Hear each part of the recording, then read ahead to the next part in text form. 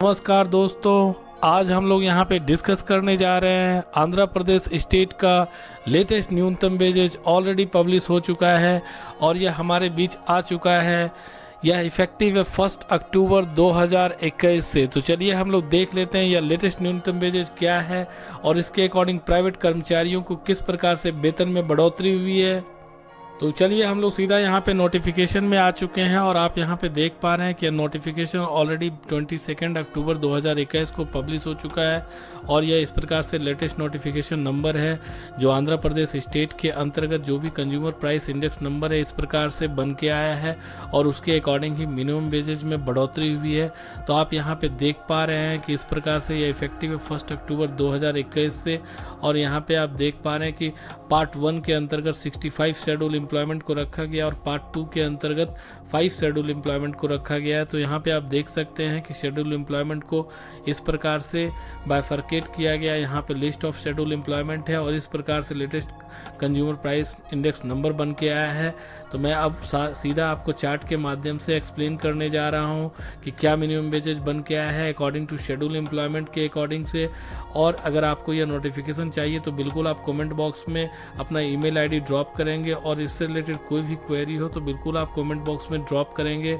और आप इस वीडियो को ज़्यादा से ज़्यादा लोगों को शेयर कीजिए और सब्सक्राइब कीजिए ताकि ज़्यादा से ज़्यादा लोग इस मिनिमम वेजेज का जितने भी एम्प्लॉई और एम्प्लॉयर हैं जो भी आंध्र प्रदेश स्टेट के अंतर्गत किसी भी ऑर्गेनाइजेशन में काम कर रहे हैं, अगर वह organisation shop and establishment act के अंतर्गत रजिस्टर्ड है तो उन सभी ऑर्गेनाइजेशन में काम करने वाले एम्प्लॉई को मिनिमम वेजेज का बेनिफिट मिलेगा। तो चलिए हम लोग सीधा आपको चार्ट के माध्यम से एक्सप्लेन करते हैं। तो यहाँ पे आप देख पा रहे हैं कि इस प्रकार से क्लास ऑफ एम्प्लॉयमेंट बन के आया है। यहाँ पे आप देख पा रहे हैं जून 1 और जून 2 में इसको बाइफरकेट किया गया है। कैटेगरी अगर आपका शॉप्स कैटेगरी के अंतर्गत आते हैं तो आपका जो लेटेस्ट मिनिमम वेजेज इस प्रकार से पर मंथ का बन के आया है। यहाँ पे बेसिक है, यहाँ पे आपका डीए बन के आया है।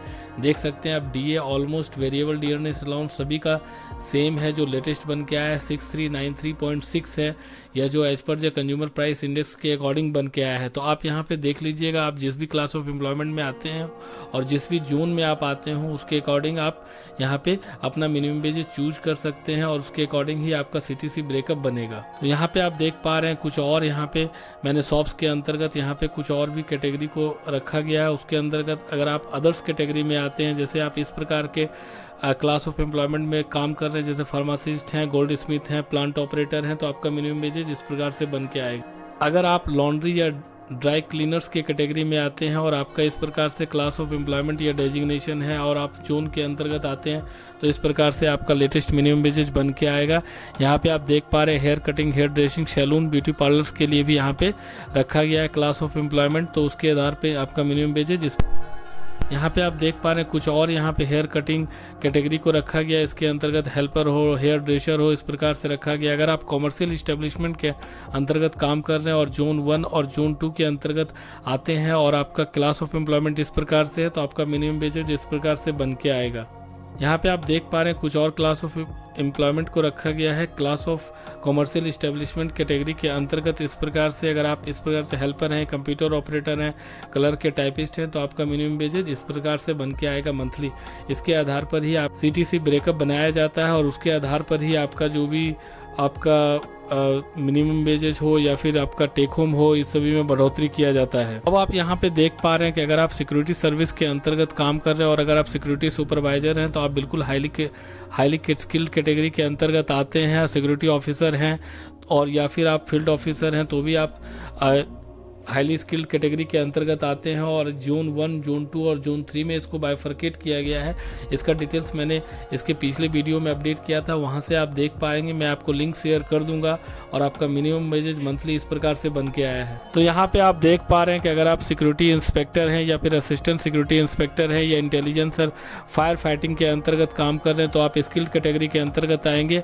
और यहाँ पे आप देख लीजिएगा जोन 1, जोन 2 और जोन 3 के अंतर्गत आपका क्या मिनिमम वेजेज मंथली बन के आया है। तो यहाँ पे आप देख पा रहे हैं कि अगर आप असिस्टेंट सिक्योरिटी इंस्पेक्टर के काम में हैं या फिर सिक्योरिटी गार्ड विद आर्म्स काम कर रहे हैं तो आप सेमी स्किल्ड कैटेगरी के अंतर्गत आएंगे। तो आप देख लीजिएगा आपका जोन 1, जोन 2 और जोन 3 के अंतर्गत क्या मिनिमम वेजेज बन के आया है। अगर आप सिक्योरिटी गार्ड विदाउट आर्म्स काम कर रहे हैं तो आप अनस्किल्ड कैटेगरी के अंतर्गत आएंगे और आपका मिनिमम वेजेज इस प्रकार से जोन के अकॉर्डिंग बन के आएगा। इससे रिलेटेड कोई भी क्वेरी हो तो बिल्कुल आप कमेंट बॉक्स में ड्रॉप कीजिएगा। धन्यवाद।